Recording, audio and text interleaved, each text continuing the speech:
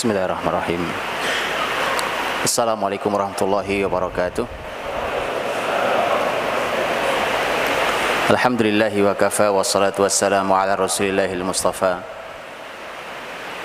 wa ala alihi wa ashabihi hum ahlu sidqi wal wafa man sara ala nahjihi faqad ihtada. Wa la hawla wa la quwwata illa billahil aliyyil azim. Ya ayyuhalladzina amanu taqullaha haqqa tuqatih wa la tamutunna illa wa antum muslimun. Ya Ghaniyyu ya Hamidu ya Ghafur ya Wadud aghnina bihalalika an haramik wa bi ta'atika an ma'siyatika wa bika amman siwak. Ya ayyuhalladzina amanu taqullaha wa qulu qawlan sadida yuslih lakum a'malakum wa yaghfir lakum dhunubakum wa may yuti'illaha wa rasulahu faqad faza fawzan 'azima. Amma ba'd. Saya sedikit dirahmati Allah Subhanahu wa taala. Syukur pada Allah Subhanahu wa taala di pertemuan barokah di rumah Allah Subhanahu wa taala yang diberkahi untuk mengkaji tentang generasi yang diberkahi, generasi terbaik, untuk terus menumbuhkan rasa cinta kita kepada pendidiknya, yaitu Rasulullah Muhammad sallallahu alaihi wasallam,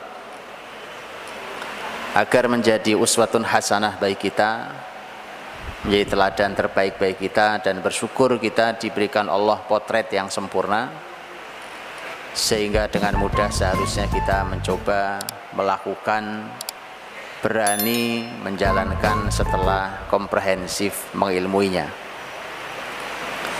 Saya ikuti bagian rahmati Allah SWT dan mitra muslim yang berbahagia.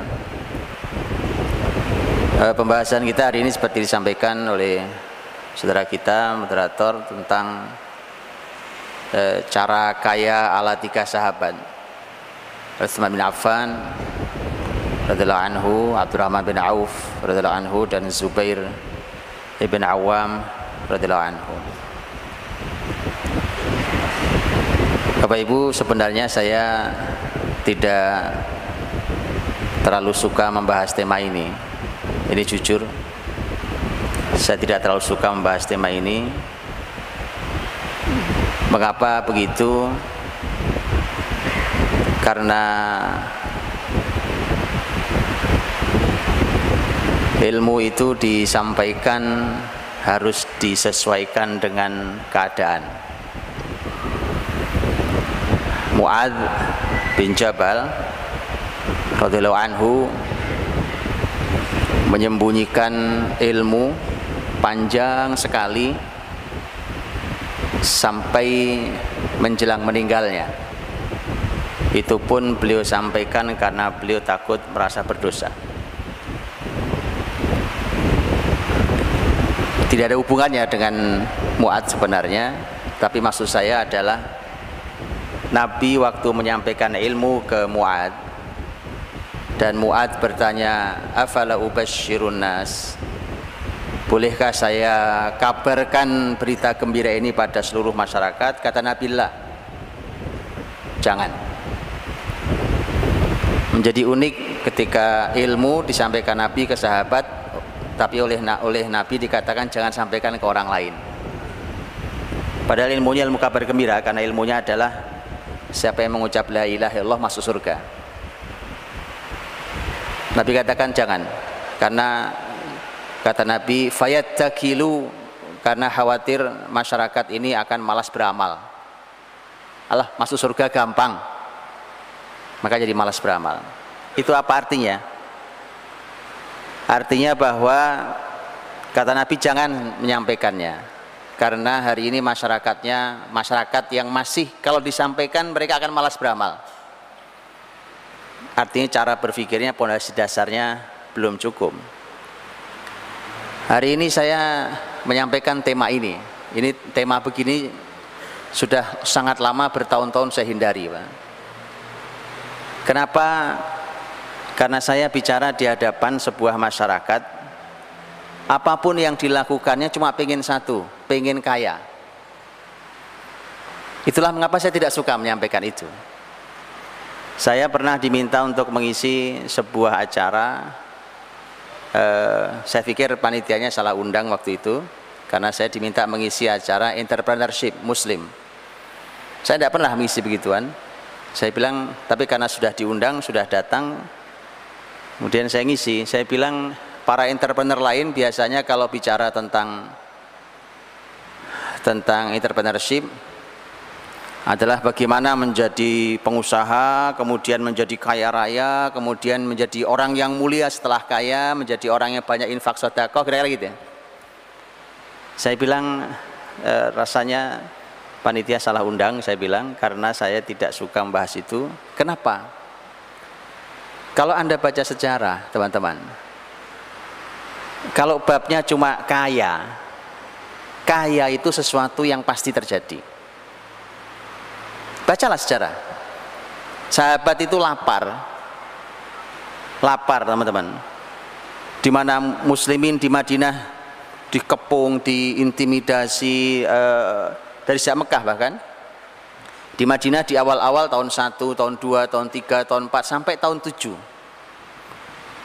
Walau grafik ekonomi naik, tetapi sahabat itu bahkan mereka, kalau kita merujuk pada kalimat beberapa sahabat setelah selesai menaklukkan perang Khaybar Yahudi, lawan Yahudi di Khaybar tahun 7 Hijriah,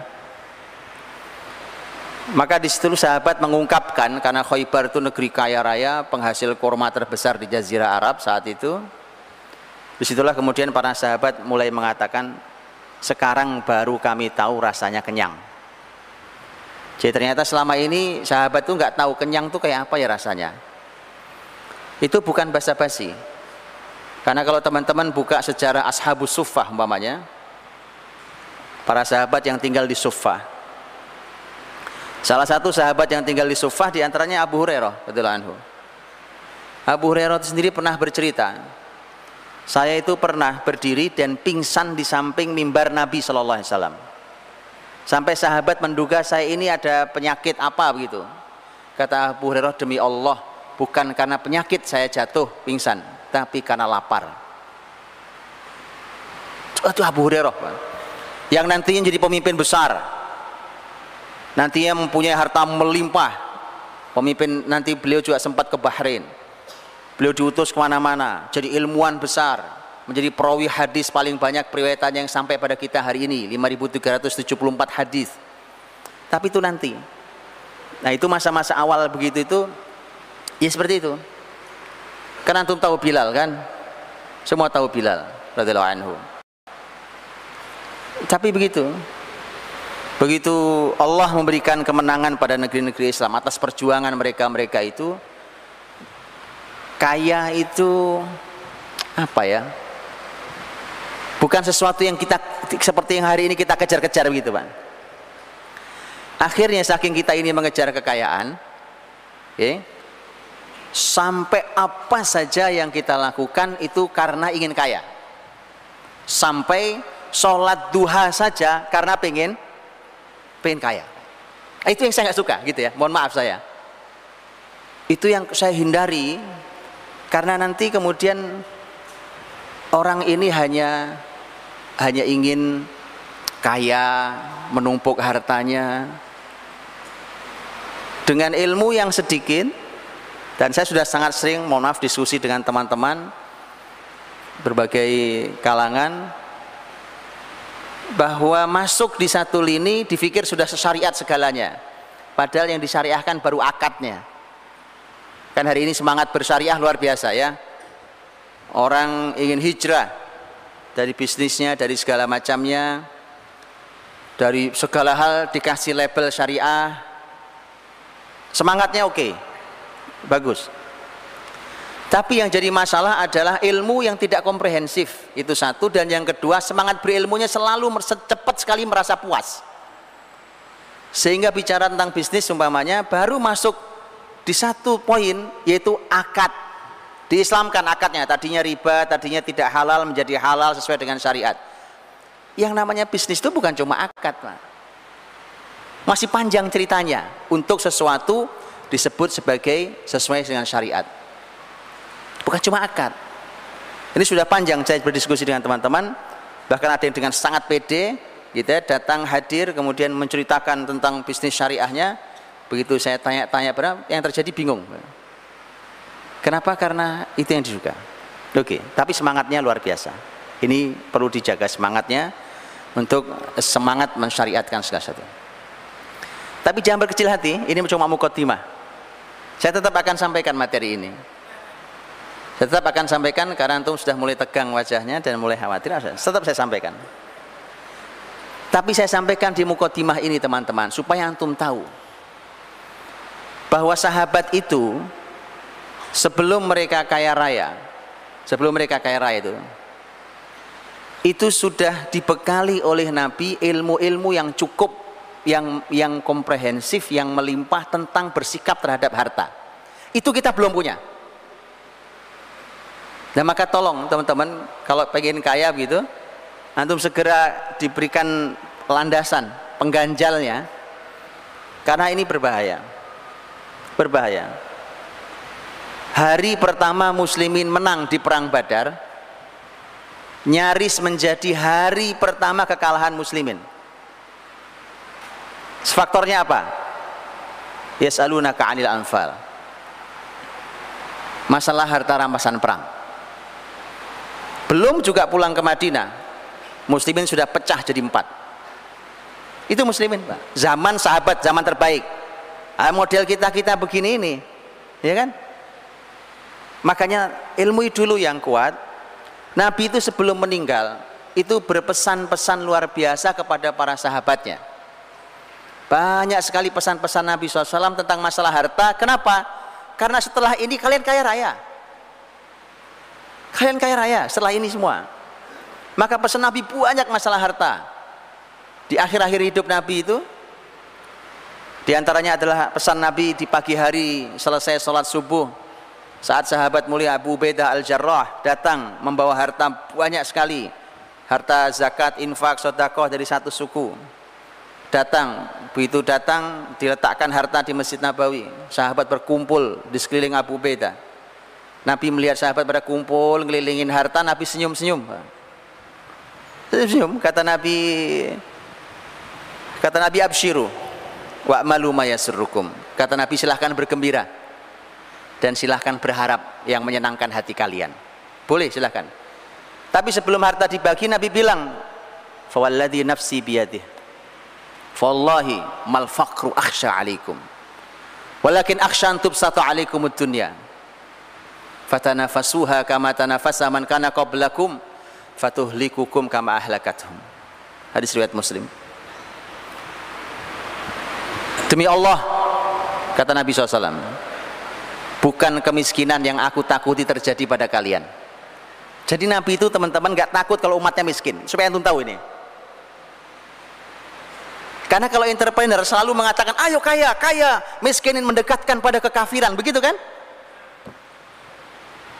Makanya saya minta ngajinya yang komprehensif. Ini hadis sahih. Nabi katakan, demi Allah, lihat, saya tidak takut kalian miskin. Kok Nabinya nggak takut umatnya miskin? Ya. Mal faqru akhsha alaikum. Apa yang saya takutkan? Kata Nabi, walakin akhsha an tubsata alaikumud dunya. Tapi saya takut dunia digelar oleh Allah di hadapan kalian. Dibuka selebar-lebarnya di hadapan kalian. Karena efeknya ada. Fatanafasuha kama tanafasa man kana qablakum. Kalian akan berlomba untuk mendapatkan dunia yang digelar itu, sebagaimana orang-orang sebelum kalian juga berlomba mendapatkan dunia. Fatuhlikukum kama ahlakathum. Kalian setelah itu akan hancur oleh dunia ini, sebagaimana orang sebelum kalian hancur oleh dunia ini. Itu yang Nabi takutkan. Dari selalu efeknya harta itu begitu, Bang. Dalam bahasa Arab harta itu mal, jamaknya amwal. Dan itu oleh Quran dipakai kata mal, amwal, silahkan diketik. Itu banyak sekali ayat bicaraan menggunakan kata mal dan amwal. Teman-teman, kenapa kitab suci terakhir menggunakan bahasa Arab itu? Karena itu bahasa pilihan Allah. Dan kata bahasa Arab itu dari sejak awal katanya sudah menunjukkan makna aslinya. harta. Itu bahasa Indonesia. Tapi dalam bahasa Arab mal. Teman-teman tahu arti mal? Kata mala itu artinya miring. Condong miring, Pak, miring. Tahu orang miring? Negatif atau positif? Betulan. Makanya di dalam bahasa Arab pun ketika disebutkan fulan mala anil haq, seseorang ini miring dari jalan kebenaran, itu artinya dia menjauh dari jalan kebenaran. Jadi harta itu sejak kata awalnya sudah negatif, Pak. Itu kata bahasa Arab dan itu pilihan Quran. Itu kata yang dipakai oleh Quran. Tapi seperti yang saya sampaikan tadi di khutbah Jumat saya tadi, Quran yang juga menyebut setelah semua kehati-hatian yang dipasang, dikasih rambu-rambunya hati-hati, itu sahabat pahami betul, ya, seperti umpamanya hadis Nabi yang juga menjadi rambu pas sahabat. Kita Nabi mengatakan bahwa khairu biqa'il ardil masajid wa syarru biqa'ihal aswaq. Tempat terbaik di muka bumi masjid, tempat terburuknya pasar. Itu rambu. Rambu dipasang. Jangan salah paham juga. Ya, jangan salah paham karena ada yang salah paham memahaminya. Dibacakan hadis ini akhirnya marah-marah, Pak. Betulan, saya kejadian di saya ini. Dibaca hadisnya marah-marah. Ini Ustadz nih yang hadis-hadis seperti ini yang membuat muslimin tidak maju. Wah, saya bilang luar biasa Anda ini. Abdurrahman bin Auf dengar hadis ini tapi lebih kaya dari kita, Pak, dan masuk surga. Utsman dengar hadis ini lebih kaya dari kita dan masuk surga. Kita dengar hadis ini protes, kaya enggak, masuk surga belum tentu. Jadi begitu teman-teman ya. Mesti ada yang salah cara pandang kita. Makanya kita langsung ingin bercermin pada para sahabat. Sekaligus pelajaran, ya, bahwa kalau Anda mau bercermin tentang sebuah kesuksesan, maka bercerminlah pada generasi terbaik. Karena bukan sekedar sukses nyari uang, tapi ada banyak kaidah, ada banyak rambu-rambu, ada banyak pakem-pakem yang melandasi segalanya. Nah, seperti saya sampaikan tadi di khutbah saya tentang hadis ni'mal malu salih lil rajuli salih, bahwa harta baik itu akan efektif, akan bekerja dahsyat kalau di tangan orang soleh. Itu tema kita sebenarnya. Maka kemudian hari ini kita sambungkan dengan pembahasan bagaimana dulu para sahabat itu bisa kaya raya. Ada caranya mereka. Ini diambilkan potretnya kepada saya, ada Utsman, Abdurrahman, Zubair radhiyallahu anhum ajma'in. Dan 3 orang sahabat Nabi SAW ini, bahkan Bapak Ibu, mereka ini sempat miskin-miskin. Faktornya, faktor hijrah Nabi. Waktu hijrah, kan Bapak Ibu tahu, sahabat pada tidak membawa hartanya, hanya baju yang menempel di badannya. Zubair, ini lebih parah lagi, Pak.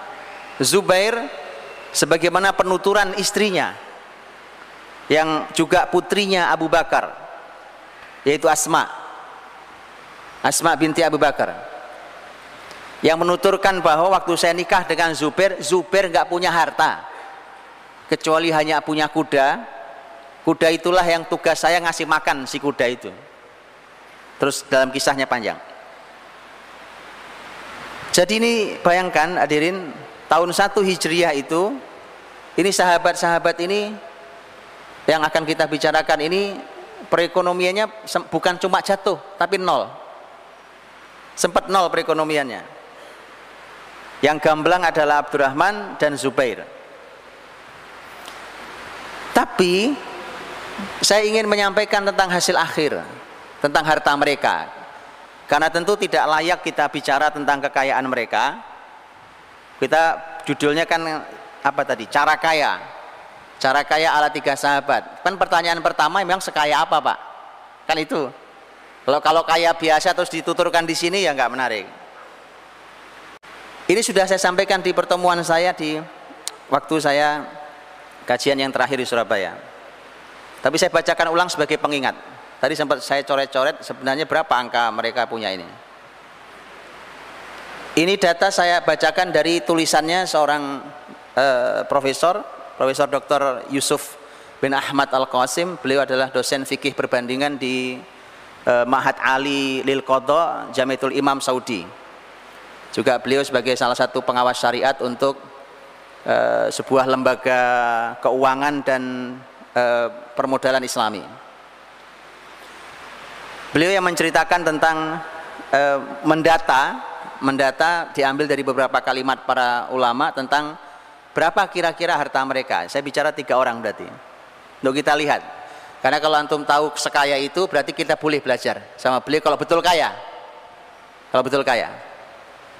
Saya bacakan. Yang pertama Utsman radhiyallahu anhu. Menurut Dr. Yusuf bin Ahmad Al-Qasim, Utsman itu punya kekayaan dikira-kira, perkiraannya, tentu perkiraannya adalah 30 juta dirham, 150.000 dinar, dan 200.000 dinar sedekahnya. Antum tahu dinar dirham ya? Baru sebelum berangkat ke sini saya buka berapa harga sekarang ini, detik sekarang ini, dinar dan dirham. Kurang lebih, saya ambil kurang lebihnya. 1 dirham itu 65.000 rupiah. 1 dinar hari sekarang ini 2.200.000 rupiah. Baik ya. Nanti saya kasih angka rupiahnya. Abdurrahman bin Auf radhiyallahu anhu, beliau memiliki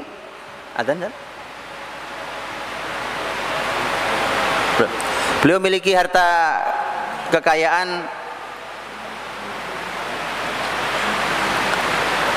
diperkirakan sejumlah 30.200.000 dinar. 30.200.000 dinar. Zubair punya harta kekayaan 50.200.000, tapi tidak disebutkan dinar atau dirham. Tapi sang penulis mengatakan rasanya ini dirham bukan dinar. Kenapa? Karena hartanya Abdurrahman lebih banyak daripada Zubair. Jadi mestinya bukan dirham, bukan dinar, harusnya dirham, harusnya lebih kecil. Saya tadi coret-coret, mudah-mudahan hitungan saya tidak salah, nanti antum boleh hitung ulang. Saya bacakan kurang lebih rupiahnya. Supaya saya sebutkan dulu supaya kita tahu pantas gak kita belajar ke orang-orang ini gitu maksudnya. Orang-orang mulia ini, calon penghuni surga, dijamin masuk surga waktu mereka masih hidup di dunia, hidup kaya raya. Utsman itu kekayaan 30 juta dirham. 30 juta dirham itu ternyata 1,995 T. Jadi 1.950 miliar. 150.000 dinar itu 330 miliar. 200.000 dinar sedekahnya itu 440 miliar. Sedekah begitu ya, sedekah teman-teman. Jadi jangan cuma pengen kaya doang ya. Nah gini, sedekah 440 miliar. Silahkan, ayo habis itu nanti saya ajari cara kayanya. Tapi antum lihat dulu angka sedekahnya. Abdurrahman bin Auf dengan 30.200.000 dinar itu mencapai 66,4 T.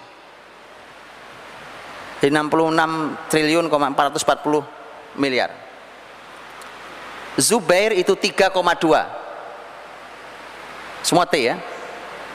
3,263. Jadi 3 orang ini kalau ditotal 72,423.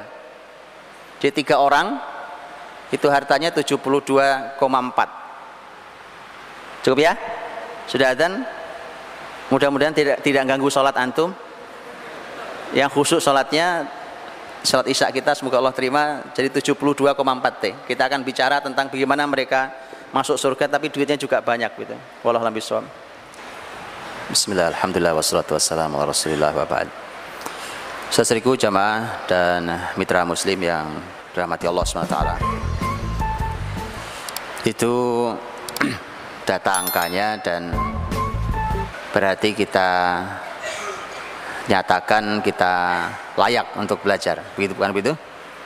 Kita layak untuk belajar dari 3 sahabat Nabi yang mulia ini. Dan Bapak Ibu perlu ketahui juga di awal, beliau-beliau ini kalau hitungannya tahun 1 tadi ekonominya sebagian 0, ya, tahun 1 Hijriah 0, mereka ini meninggal tahun 30-an Hijriah. Jadi artinya harta triliunan itu oleh satu orang itu dikumpulkan selama 30 tahun saja. 30 tahun. Ya. Contohnya umpamanya Utsman meninggal tahun 35 Hijriah. Zubair meninggal tahun 32 Hijriah. Abdurrahman bin Auf Zubair meninggal tahun 36 Hijriah, zaman Ali. Abdurrahman bin Auf meninggal tahun 32 Hijriah. Ini semua 30-an. Abdurrahman 32 Hijriah. Baik, sebelum saya sampaikan apa panduan, penjelasan langsung dari beliau-beliau ini, ada satu poin penting yang harus sudah selesai sebelum bicara teknis. Karena mereka adalah ahli Quran, mereka paham persis kata tijarah, kata bai', kata syira dalam Quran.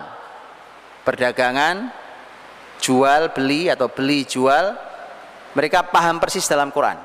Itu dulu, karena itu panduan mereka sebelum yang lain. Mereka paham betul bahwa ternyata Allah ingin mengajak kita berpikir bahwa tema perdagangan jual beli itu bukan cuma tema duniawi, tapi tema ukhrawi juga. Selain tema dunia, kita jual beli berbisnis di tema dunia, karena tiga-tiganya ini pedagang, tiga-tiganya. Ternyata juga ingin Allah sampaikan tentang perdagangan akhirat sifatnya. Ya, dan itu dalam beberapa ayat dalam Al-Qur'anul Karim. Hal adullukum ala tijaratin tunjikum min adzabin alim, umpamanya. Maukah aku tunjukkan kalian perdagangan yang menyelamatkan kalian dari azab yang pedih? Ini tentang perdagangan, tijarah, jangan, dan seterusnya. Saya tidak bahas panjang itu. Itu kemudian segala hal perdagangan dengan semua jenisnya, dari mulai akadnya sampai model transaksinya dan seterusnya, tidak boleh ada pelanggaran syariat. Oke, ini sudah selesai nih. Yang begini kalau di kita belum selesai, ya belum berarti. Ini karena yang mau disampaikan ini adalah teknis sekali. Teknis sekali. Kan ini kan yang antum tunggu, teknis sekali. Tapi harus selesai di 2 hal itu. Yang pertama, kita harus mengerti tentang tema perdagangan dengan Allah, perdagangan muslim itu di dunia sampai di akhirat. Dan yang kedua, jauhi segala hal di dalam urusan bisnis perdagangan yang melanggar syariat. Itu dulu diselesaikan. Ya, jadi kalau masih nyangkut syubhat, nyangkut riba, nyangkut gharar, nyangkut tipu menipu, nyangkut, itu belum masuk di pembahasan kita. Mau antum tiru sekalipun jadi nggak akan sama. Paham ya? Karena pondasinya beda. Pondasi yang berbeda, antum bangun bangunan yang tinggi, yang terjadi malah roboh. Baik, sekarang saya bacakan tentang kalimat Utsman radhiyallahu anhu.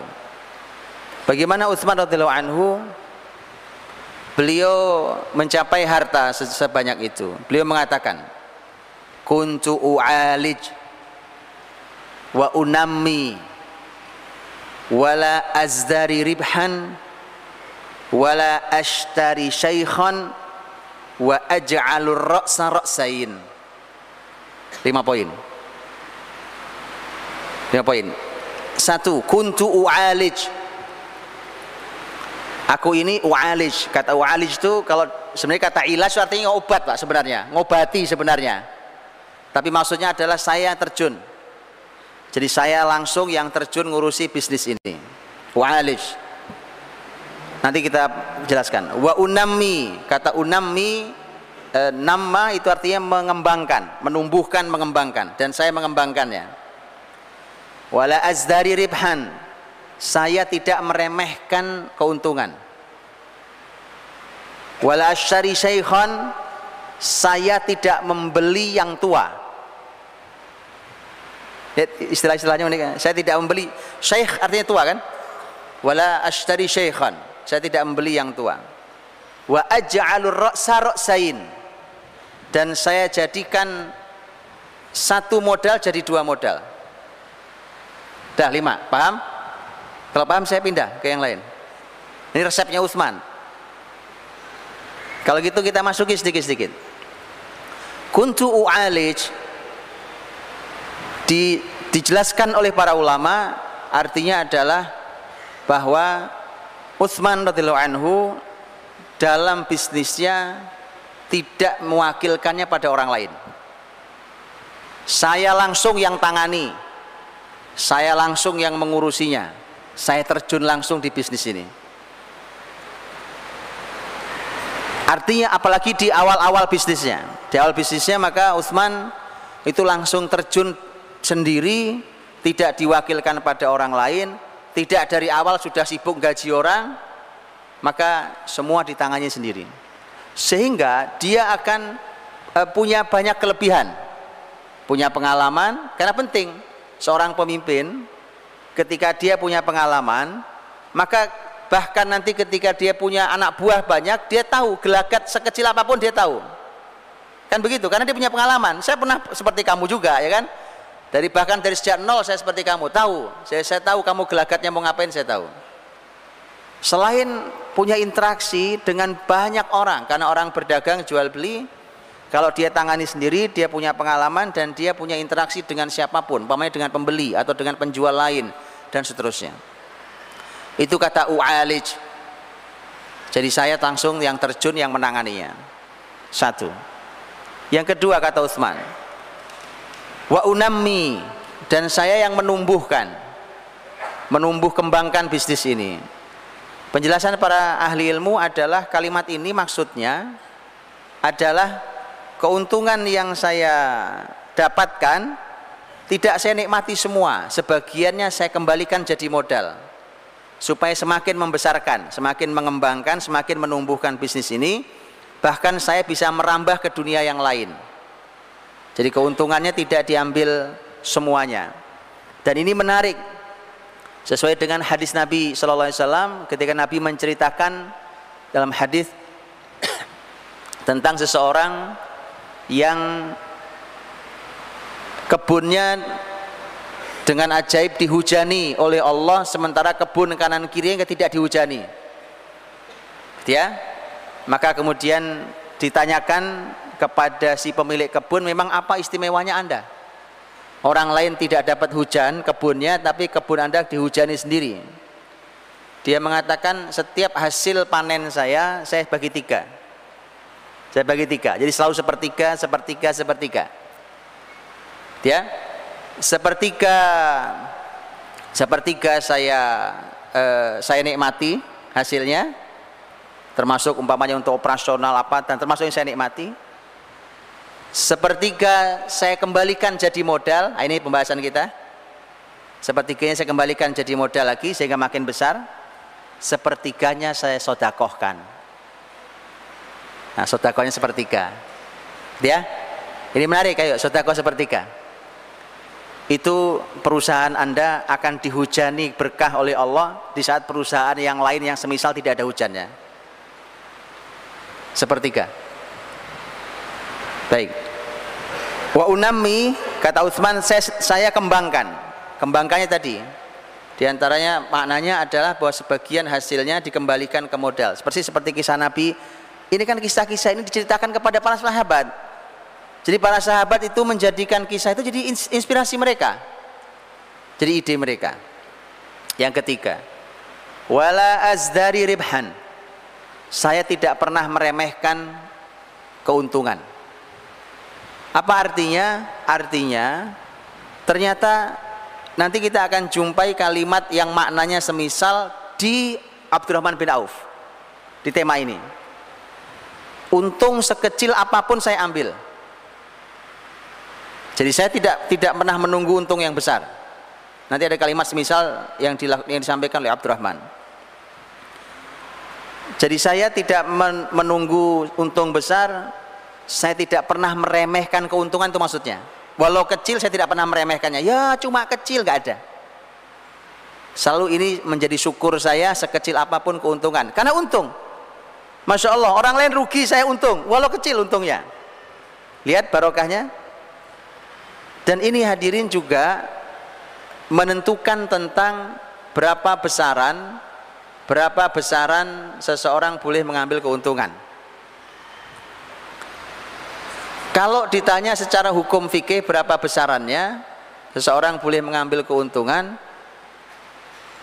para ahli ilmu mengatakan tidak ada batasannya. Boleh, antum punya modal, antum melipatkan menjadi 100%, 200%, 300% boleh. Tapi ada satu kalimat yang kalau Nabi katakan, sahabat pasti akan berhenti di kalimat itu. Itu kebiasaan sahabat. Memang begini harus dilatih, termasuk harus dilatih. Rasulullah Shallallahu Alaihi Wasallam menyampaikan, rahimallahu mro'an samhan idza ba', samhan idza ishtara, samhan idza qada, samhan idza iqtada. Allah merahmati. Wah, kalau sudah Nabi katakan Allah merahmati, dikejar sama sahabat, Pak. Ini apa yang Allah rahmati? Begitu ya. Nah ini kenapa ini jadi konsep. Allah merahmati seseorang yang lapang saat menjual, lapang saat membeli. Ini maknanya adalah, di antara maknanya adalah, kalau Anda menjual, kan waktu saya jualan, saudara saya datang mau beli barangnya. Beliau punya uang, saya perlu uang dia. Saya perlu uang dia, dia perlu barang yang saya punya. Maka dia tawar dengan harga yang saya tahu saya sudah dapat untung, saya tahu modal saya. Maka Allah merahmati seseorang yang lapang saat menjual. Ngerti maksudnya? Lapang saat menjual. Artinya sudah antum ambil. Saya sudah untung ya, walaupun kecil saya sudah ada untungnya. Nah ini yang bikin berkah, Pak. Karena dirahmati Allah Subhanahu Wa Taala.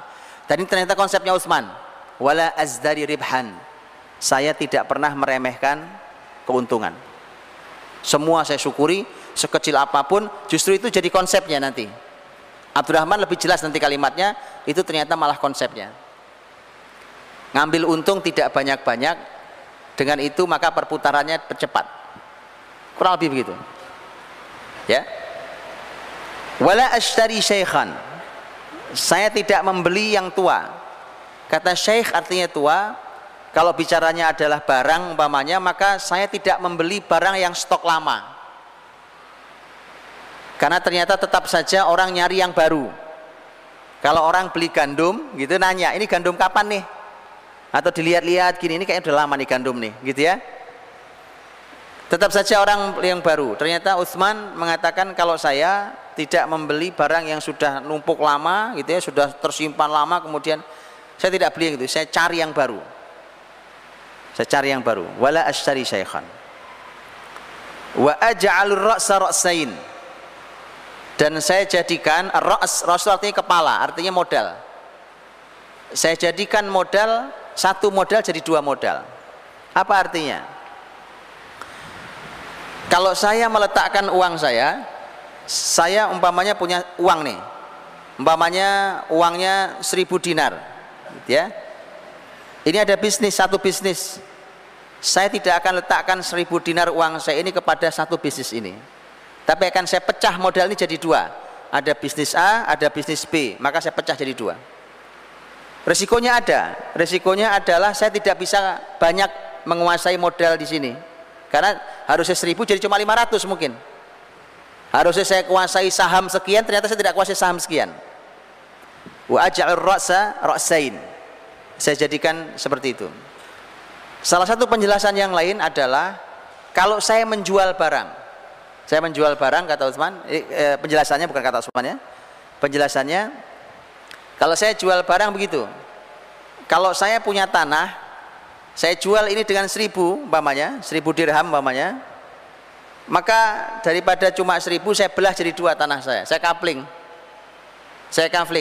dengan 2 kapling siapa tahu jadi 1.500 totalnya, 750 jadi 1.500, saya untung 500 gitu.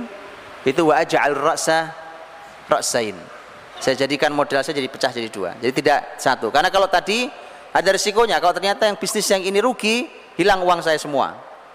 Tapi kalau 2 begini, maka yang ini rugi, saya mungkin masih untung di sini, bahkan mungkin bisa menutup yang sini. Ya, jadi dibuat beberapa opsi. Itu Utsman radhiyallahu anhu. Abdurrahman bin Auf radhiyallahu anhu,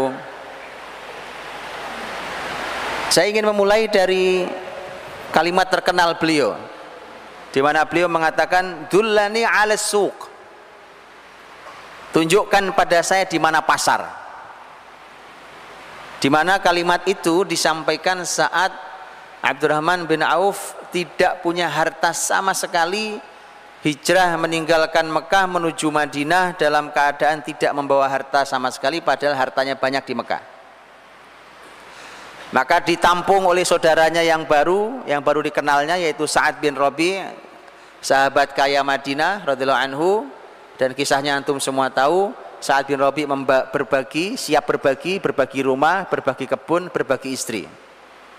Berbagi istri maknanya adalah saya ceraikan, mana yang kamu mau dari salah satu istri saya, kalau itu yang paling kau minati maka silakan ambil, nanti selesai masa iddahnya silakan kamu nikahi. Itu maksudnya.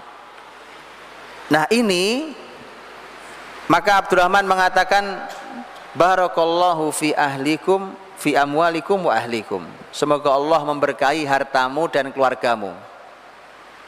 Semoga Allah berkahi keluargamu dan hartamu. Artinya saya tidak ambil, semoga Allah berkahi. Kamu sudah berniat baik, didoakan keberkahan. Dullani 'ala suq, tunjukkan di mana pasar. Tunjukkan di mana pasar. Orang sehebat Abdurrahman, dengan skill tinggi Abdurrahman, tanpa modal, dengan skill tinggi, masuk ke dunianya, langsung punya keuntungan di hari pertama.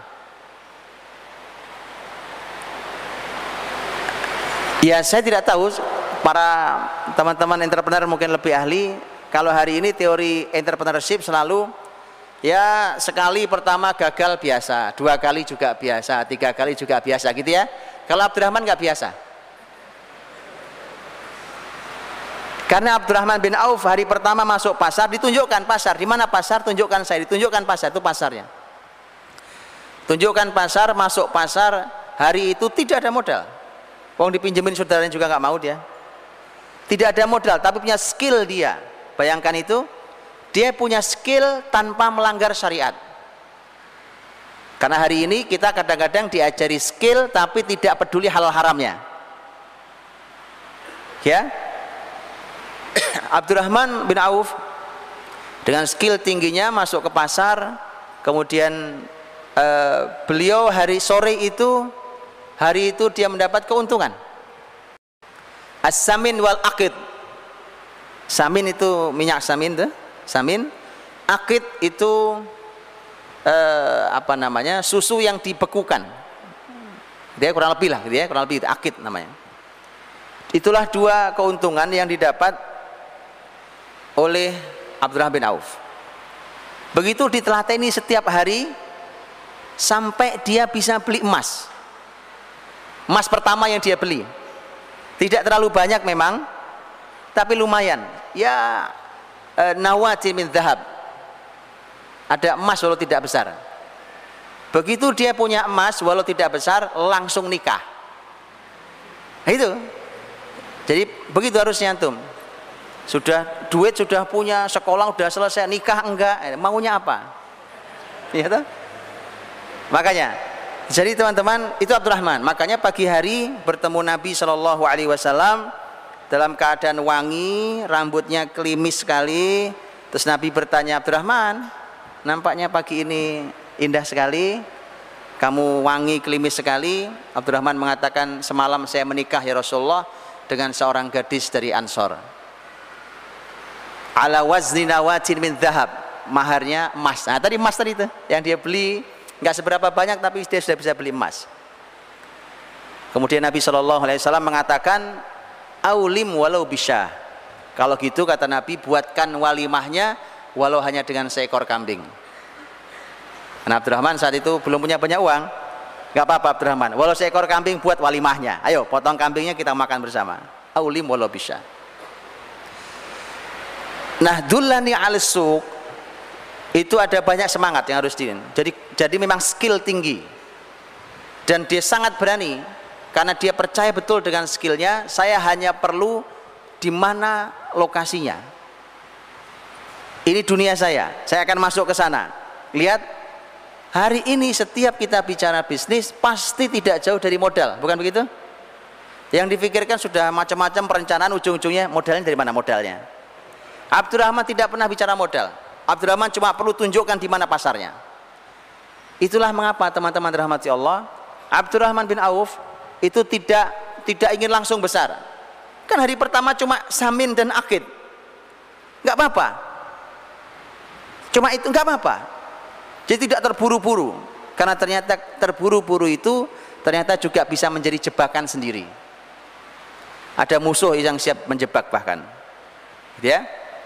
Itu semangat dullani ala suq, dan langsung berani karena skillnya tinggi, langsung action. Ayo kita action. Kalau ilmu sudah komprehensif, skillnya tinggi, jangan jadi wacana. Bismillah, jalan. Baik.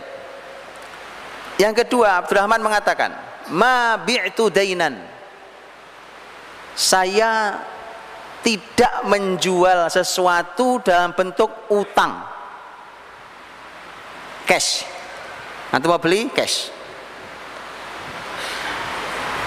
Kenapa begini? Lihat teman-teman.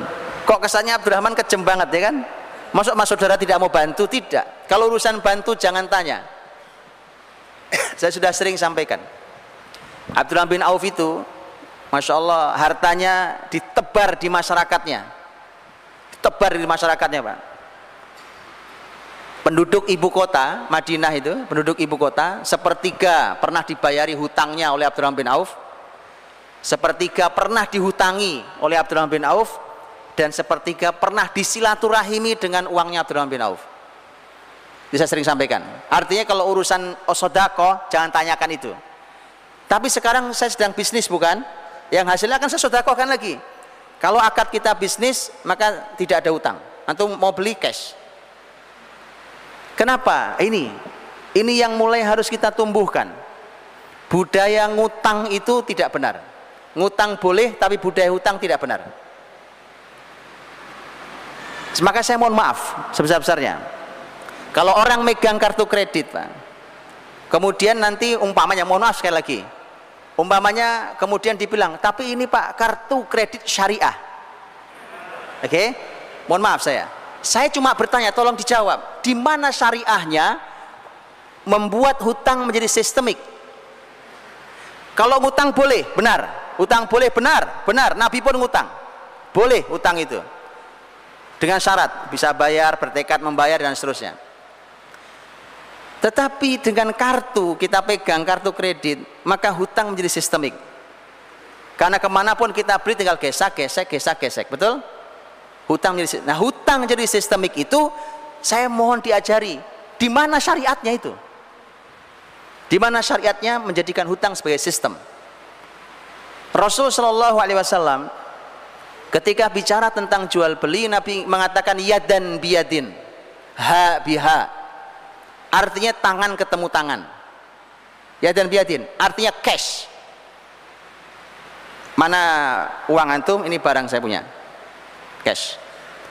Membiasakan cash itu luar biasa teman-teman.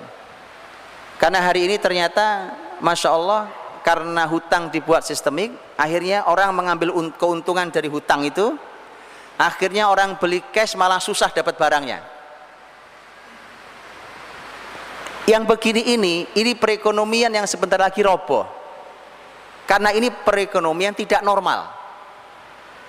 Coba saya tunjukkan. Kalau Anda ingin menjual barang, kemudian orang datang ngutang, orang datang ngutang. Normal itu? Gak normal. Anda mungkin akan jawab, Pak, tapi itu ada lembaga keuangan yang mengcover itu, bukan si tokonya. Tokonya sih dapat cash. Ada lembaga keuangan. Justru itulah kemudian lahirnya lembaga-lembaga keuangan yang fungsi uang menjadi sangat berkuasa, uang itu. Padahal uang itu dalam Islam dibatasi hanya sebagai alat tukar, tidak lebih. Ketika uang kekuasaannya melebihi alat tukar, maka yang muncul nanti adalah dosa, diantaranya riba. Karena riba itu membuat uang menjadi komoditas, kan begitu, menjadi barang yang dijual dan seterusnya. Maka dari itu teman-teman,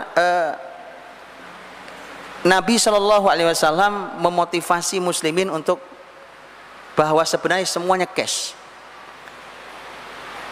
Dalam urusan hutang boleh, tapi Nabi mewanti-wanti luar biasa. Jadi wanti-wanti sangat luar biasa tentang masalah hutang. Dan Masya Allah, andai Rasul hidup hari ini, Pak, kemudian meninggallah kita, rasanya tidak ada yang disolati Nabi SAW. Karena Nabi tidak mau menyolati sahabat yang masih punya hutang. Apa enggak sedih? Sangat sedih. Nabi SAW suatu saat mau menyolati jenazah, kemudian Nabi bertanya, ada hutangkah ini? Ada ya Rasulullah. Kata Nabi, sholat kalian saya nyolatkan, saya tidak mau nyolatkan.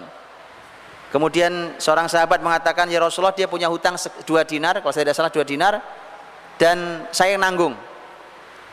Nabi kemudian sholatkan, Nabi mau menyolati. Esok harinya sahabat yang menanggung laporan, ya Rasulullah, utangnya sudah saya bayar. Nabi mengatakan, al-an baru dajil tuh, sekarang sudah dingin kulitnya. Paham maksudnya? Utang tuh bikin panas teman-teman. Itu istilah Nabi, orang meninggal panas kulitnya gara-gara utang. Begitu kau sudah bayar, sudah dingin kulitnya sudah. Sampai begitu ya. Saking bahwa dalam Islam itu didorong untuk cash segala sesuatu. Saya ingat betul, dulu waktu saya ngaji, salah satu syekh tempat saya mengaji, Syekh Muhammad Mukhtar Syingkiti hafizallahu taala, saya ingat betul beliau mengatakan bahwa andai ekonomi transaksi hari ini di dunia cash, yadan biyadin tadi, tangan ketemu tangan tadi, maka tidak ada masalah di perekonomian hari ini. Karena hari ini sebab utang jadi tambah ruwet. Karena hutang dibikin sistem di belakangnya, bikin lagi belakangnya, bikin lagi asuransi belakangnya, bikin lagi asuransi diasuransikan lagi, ruwetnya luar biasa. Hah? Kata Abdurrahman, ma bi'tu dainan, saya kalau jualan nggak ngutang. Ini juga bukti teman-teman rahmati Allah Subhanahu Wa Taala. Kita belum bisa bertransaksi seperti sahabat. Sahabat itu kalau waktunya sedekah nggak pakai hitungan, betul tadi? Ratusan miliar dia sedekahkan, ya. Utsman tadi 440 miliar rupiah sedekahnya. Kalau sedekah jangan tanya, tapi kalau urusan jual beli, walau hanya 1 dirham kasih ke saya, ini uang saya 1 dirham. Apa arti 1 dirham dibandingkan uang sebanyak itu? Kan nggak ada artinya. Itu artinya para sahabat memilah betul, kita lagi ngapain nih, lagi bisnis atau lagi sedekah. Dua-duanya konsep dalam Islam. Hari ini kita campur aduk, gara-gara kita tidak ngerti ilmu yang komprehensif. Umpamanya dengan semangat hari ini, dengan semangat kita hari ini, ayo teman-teman kita membuat produk muslim. Umpamanya ya, membuat sampo, sabun mandi muslim, diedarkan, ini produk muslim. Orang membeli dibandingkan dengan harga yang ada di toko yang sudah biasa dari perusahaan lain, dilihat, lah ini mahal Pak, produk muslim. Penjualnya mengatakan, kamu itu niat sedekah kenapa sih? Tanyakan pada yang jual, Mas, Anda lagi jualan atau pengen disedekahi? Paham maksud saya? Abdurrahman bicara tentang masalah bisnis, saya bisnis, utang tidak ada utang. Kalau urusan mau bantuan, saya kasih sedekahnya, bukan utang. Saya kasih sedekahnya. Bisa dipahami? Dibedakan hal itu. Terus bagaimana Pak? Itu pikirkan itu. Itu kenapa tolong diilmui. Semangat tidak cukup, tolong diilmui. Kemudian Abdurrahman mengatakan, walastakhlaitu ribhan. Ini yang tadi saya bilang. Persis juga kalimat lain, walam urid an arbah katsiran. Kalau yang walastaqraitu ribhan artinya saya tidak pernah menganggap sedikit keuntungan itu. Berapapun keuntungan tidak pernah saya anggap sedikit. Berapapun sedikitnya saya anggap itu untung. Bukan untungnya sedikit, tetapi sedikit apapun ini untung. Paham ya? Dan walam urid an arbah katsiran, saya tidak ingin untung banyak. Itu konsep Abdurrahman, Pak. Kurang lebih sama dengan kalimat Utsman radhiyallahu anhu. Ternyata itu konsep sahabat. Mengapa? Walaupun boleh, tapi dalam Islam teman-teman, itulah mengapa saya sering katakan naiklah dari pembahasan sekedar naiklah dari pembahasan fikih muamalah halal haram kepada pembahasan yang lebih tinggi. Ada dua jenjang begini. Ini halal haram, ini mulia. Ini sudah halal, baik, silahkan diambil, boleh antum ambil. Tapi ini mulia. Ambil keuntungan, saya buat ambil keuntungan 100%, 200%, boleh, silahkan ambil. Tapi tidak mulia karena kita kehilangan rahmat Allah. Karena Allah merahmati siapapun yang lapang saat menjual, lapang saat membeli. Bisa dipahami ya? Jadi artinya, makanya kalau belajar tentang seperti ini, cuma belajar tentang tips, triknya, dan tidak tahu pondasi dasar sahabat dulu ahli Quran, mendarah daging Quran dalam dirinya, kalau disampaikan Nabi ampunan, rahmat, itu mereka kejar habis-habisan, gitu ya. Nah kalau tidak seperti itu, maka hasilnya tidak akan baik, Pak. Kita belajar seperti ini. Baik, saya tidak mengharapkan untung yang banyak, kata Utsman. Walam ashtari ma'iban. Kalau tadi Utsman mengatakan saya tidak membeli barang yang tua, kalau Abdurrahman mengatakan saya tidak membeli barang yang cacat. Jadi saya nggak jualan barang cacat. Boleh orang jual barang cacat tapi dijelaskan atau ditunjukkan kepada pembelinya, sebagaimana pembahasan dalam fikih raddul mabi' bil aib. Jadi mengembalikan barang dagangan karena cacat. Ada ilmu fikih sendiri, ya. Tapi artinya bahwa kata Abdurrahman, saya tidak membeli barang yang cacat. Kemudian terakhir Abdurrahman mengatakan wallahu yubarik liman yasha, dan Allah memberkahi pada siapa yang dikehendaki. Ya, jadi sahabat, masya Allah, beliau nggak jauh dari berkah yang dikejar oleh mereka. Baik, teman-teman, waktu saya tidak banyak. Terakhir Zubair bin Awam radhiyallahu anhu. Saya tidak sampaikan konsep panjang beliau, tapi saya sampaikan satu hal yang di situ ada konsepnya. Zubair bin Awam radhiyallahu anhu, tahun ini ada dalam Sahih Bukhari. Antum cek di Sahih Bukhari tentang kisah panjang pembahasan tentang bagaimana Abdullah, anaknya Zubair, Abdullah bin Zubair, diamanahi sang bapak yaitu Zubair untuk membayari utang bapaknya. Jadi ternyata Zubair bin Awam itu meninggal, utangnya banyak banget, Pak. Dalam Sahih Bukhari tadi disampaikan bahwa Zubair meninggal, hutangnya mencapai 2.200.000. Tidak disebut dinar atau dirham, tapi dugaan saya dirham. Jadi hutangnya Zubair punya hutang waktu meninggal itu 2.200.000. Kalau dia dinar, oh besar itu, wallahu alam, tapi artinya tidak disebutkan dinar atau dirham. Nah teman-teman dirahmati Allah, hutang yang besar itu kemudian bukankah menjadi pertanyaan, lah itu sahabat utang besar banget, Pak. Utang besar dia, utang. Kenapa Zubair, ahli ilmu, ahli Quran, ahli surga, utangnya banyak waktu mati? Waktu meninggal beliau utang banyak sekali. Buat apa? Tadi katanya tidak boleh utang. Ya, ini justru sistemnya, Pak, yang akan saya sampaikan di belakang. Sebelum nanti penutupan saya sampaikan. Tapi saya ingin mulai bahwa tahun 36 Hijriah waktu terjadi perang Jamal, Zubair merasa ini kayaknya ajal saya, dan benar. Ini sepertinya ajal saya. Maka waktu Zubair berdiri dipanggil anaknya Abdullah, sini nak Abdullah.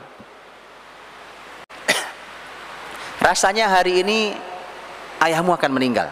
Rasanya, masya Allah, Pak, sahabat tuh gitu. Rasanya ayah meninggal ayahmu. Dan tidak ada yang membuatku paling gelisah dalam hidup kecuali hutangku. Itu teman-teman ya. Orang harta melimpah ruah kayak Zubair, tapi kalau punya hutang itu ya gelisah, Pak. Gelisah. Makanya jangan ngutang. Hutang boleh, tapi ketika terpaksa. Jangan kebiasaan ngutang itu. Itu kebiasaan, budaya, sistem. Kalau hutang itu salah secara syariat. Tapi ngutang boleh. Maka kata Zubair, ayahmu Nina punya hutang. Dan di Zubair itu disebutkan, ada yang mengatakan Zubair itu punya catatan hutangnya. Ini juga bagus. Catat hutang itu. Tapi nanti sebagai kehati-hatian juga, Abdullah itu mengumumkan ke masyarakat luas, siapa yang pernah diutangi ayah saya Zubair, temui saya. Itu saking hati-hatinya Abdullah, itu mengumumkannya sampai 4 tahun lamanya, Pak. 4 tahun lamanya. Saudara-saudaranya sudah minta, bagi dong warisannya. Kata Abdullah, nanti dulu. Belum, saya masih belum merasa aman dengan hutang ayah. 4 tahun lamanya, Pak. Untuk demi amannya ayahnya. Ini amanah luar biasa. 2.200.000 utang yang harus dibayar itu. Dan kata Abdullah, Zubair waktu meninggal tidak meninggalkan dinar, tidak meninggalkan dirham. Lah, terus gimana? Jadi tidak meninggalkan uang ternyata. Tapi ada tapinya, belum selesai. Tapi Zubair meninggalkan 2 tanah. Memang cuma 2, Pak. Memang cuma 2. Tapi antum perlu tahu, 1 tanah ini nanti berhasil dijual 1.600.000. Ini semuanya hitungannya dinar dirham ya, bukan rupiah ya. 1.600.000 1 tanahnya. Padahal dulu tanah yang dijual 1.600.000 ini dulu belinya cuma 170.000. Ya, berlipat ya.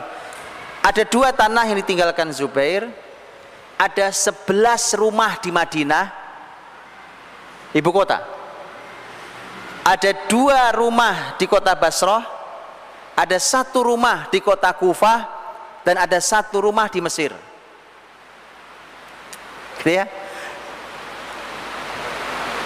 Tapi hati-hati teman-teman berpikir investasi, karena hari ini nanti jangan sampai antum salah dalil.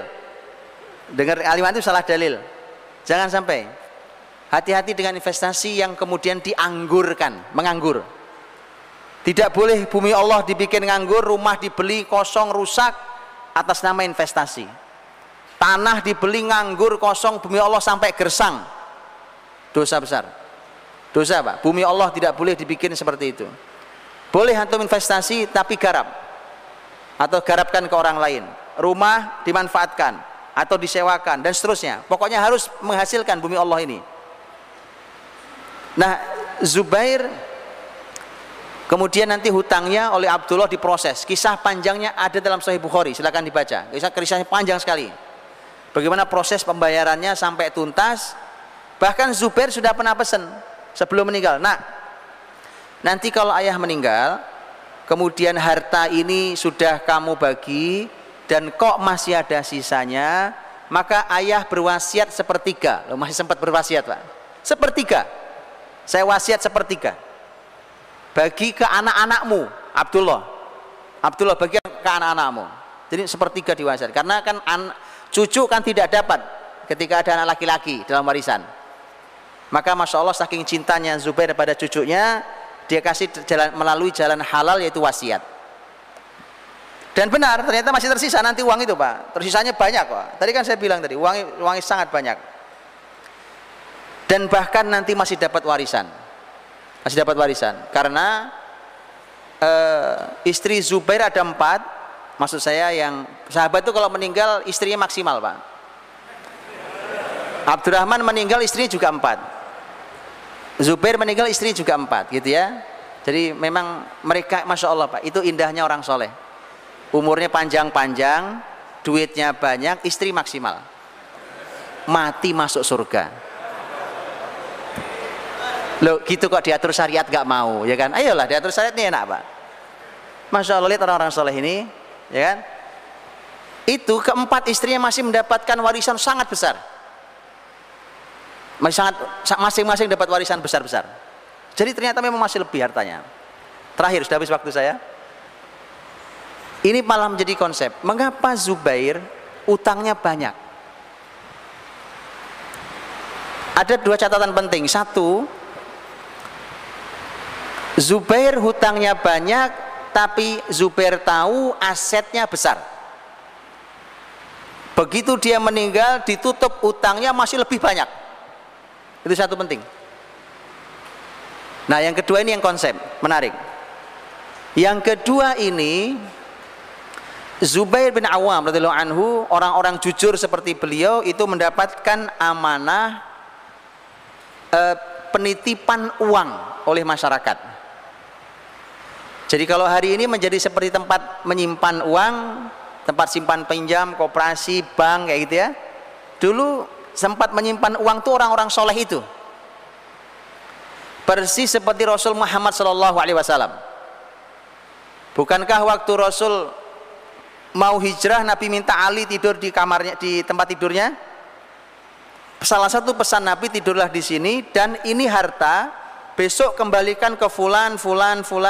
Harta ini harta milik mereka. Loh, kenapa harta mereka ada di Nabi Muhammad? Karena mereka walaupun menolak dakwah Nabi, tapi mereka tahu Nabi Al-Amin, orang yang amanah. Uang titip ke beliau nggak akan hilang, nggak akan dipakai, nggak akan nipu. Sistem itu masih terus berjalan, dan itu nanti menjadi sistem besar, namanya sistem sorf atau sorrof pelakunya, atau soyarifah jamaknya. Itu sistem dalam Islam besar sendiri, bahwa satu orang berfungsi seperti tadi. Salah satu fungsinya adalah untuk masyarakat mempercayakan uangnya. Jadi orang datang berombongan rame-rame gitu kan, datang sendiri-sendiri, datang ke Zubair. Zubair, saya punya uang, nitip uang ke kamu ya.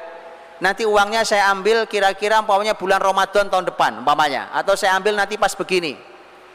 Zubair, setiap orang datang mau menitipkan uang, Zubair bilang saya tidak mau, kecuali uang ini saya statuskan hutang saya kepadamu. Apa bedanya? Kalau titipan, saya dapat titipan uang ini tidak boleh saya apa-apakan, Pak. Namanya titipan itu tidak boleh diapa-apakan. Tugas saya adalah mencari pahala dengan menjaga harta saudara saya. Saya jaga baik-baik supaya tidak hilang. Saya dapat keutamaan berupa pahala dari Allah SWT. Kemuliaan. Tapi kalau utang, duitmu saya utang ya, maka statusnya utang. Kalau utang sudah punya saya, cuma nanti saya bayar waktunya. Itulah mengapa Zubair hutangnya banyak. Jadi sebenarnya itu harta nasabahnya, statusnya hutang. Ini sebenarnya inspirasi besar teman-teman. Kenapa tidak ada bank syariah yang berani melakukan ini? Mengapa tidak ada BMT yang berani melakukan ini? Ini salah satu, ini belum sistem yang lain.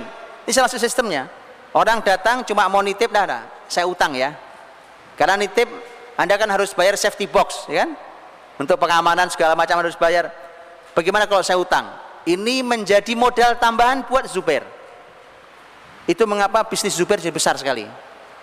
Karena Zubair punya dana, yang itu dana bisa dipakai halal, dan itu adalah modal.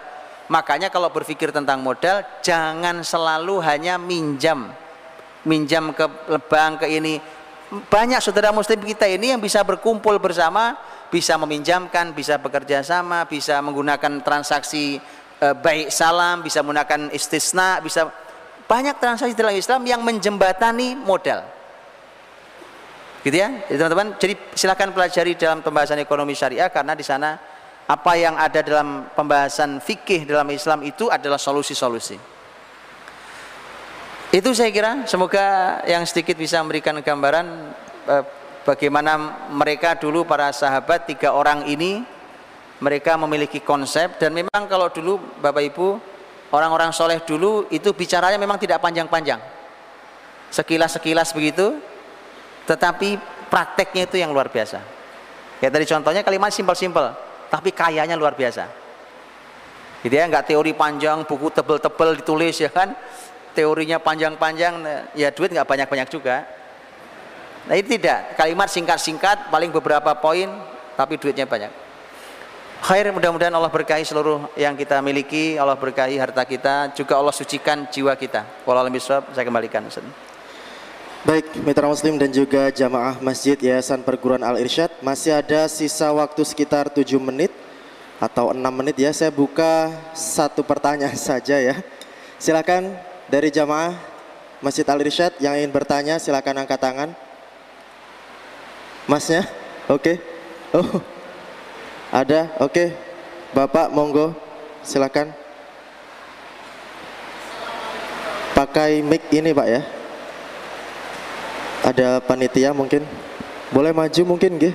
Silakan.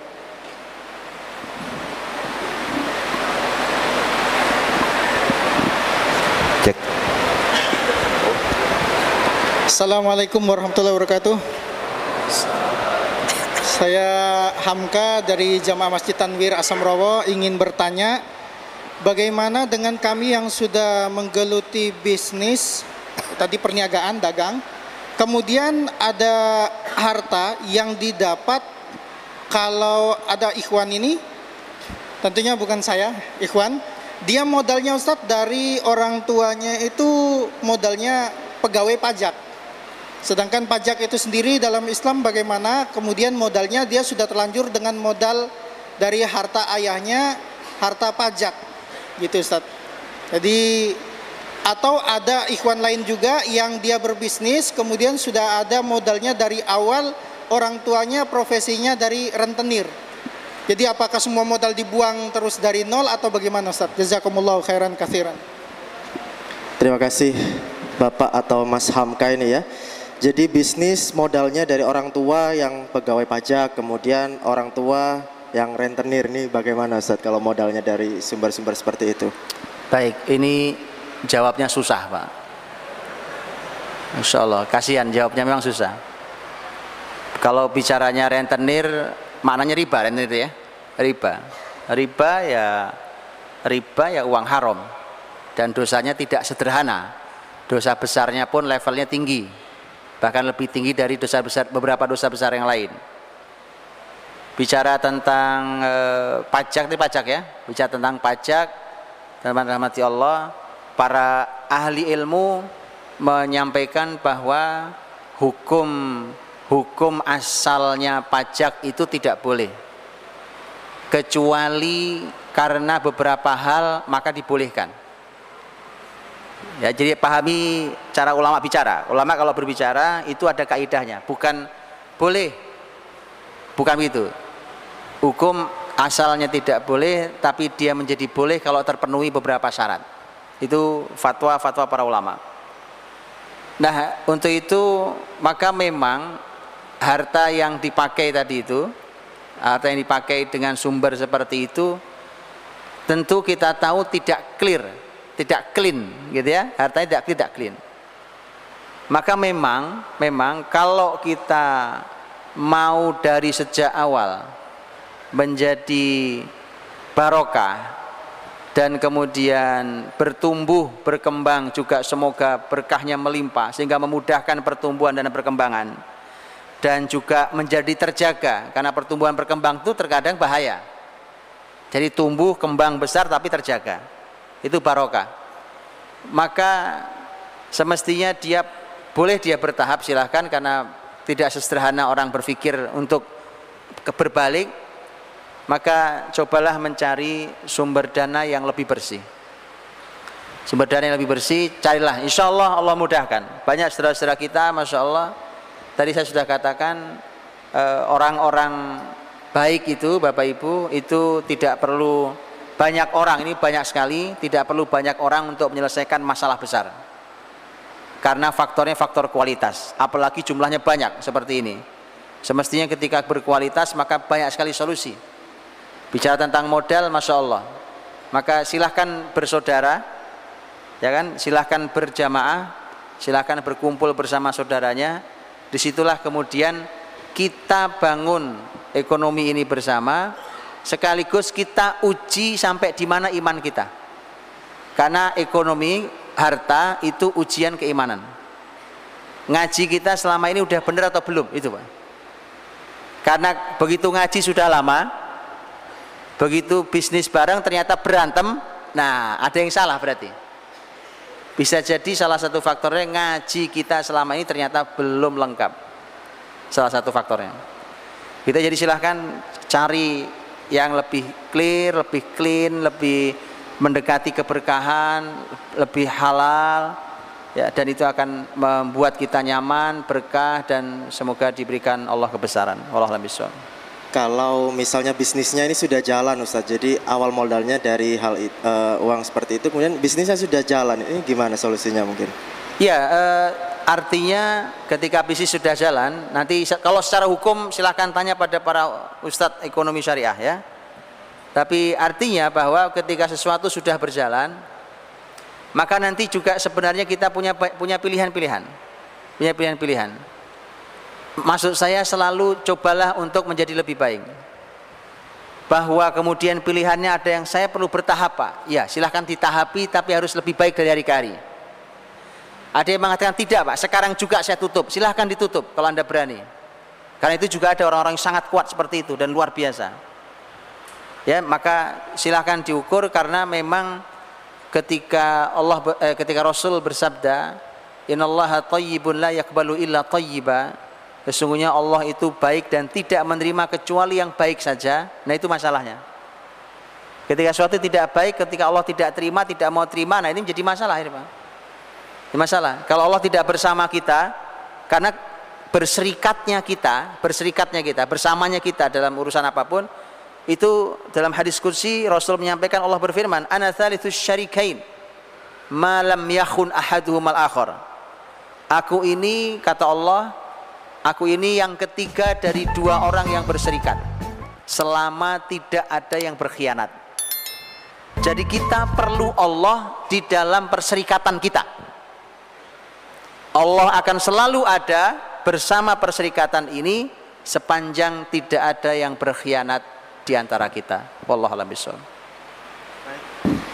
Baik, terima kasih Ustadz Budi Asyari LC dan juga Mas Hamka tadi atas pertanyaannya.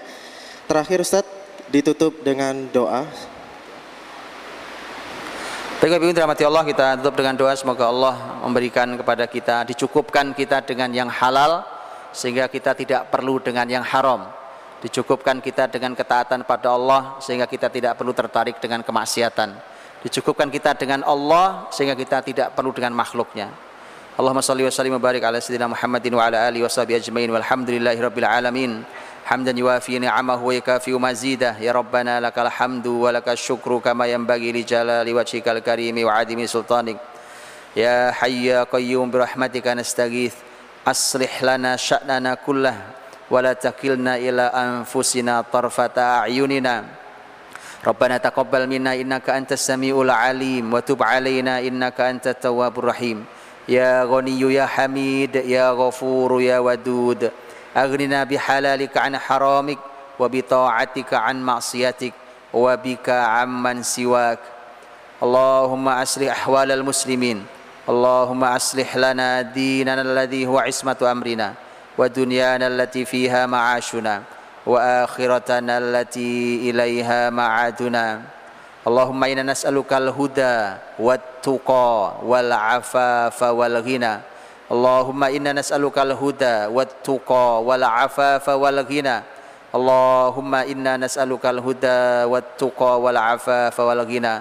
Rabbana atina fid dunya hasanah wa fil akhirati hasanah wa qina adzaban nar. Subhana rabbika rabbil izzati amma yasifun wa salamun alal mursalin walhamdulillahi rabbil alamin. Mohon maaf atas salah kurangnya. Subhanakallahumma bihamdika asyhadu an la ilaha illa anta astaghfiruka wa atubu ilaik.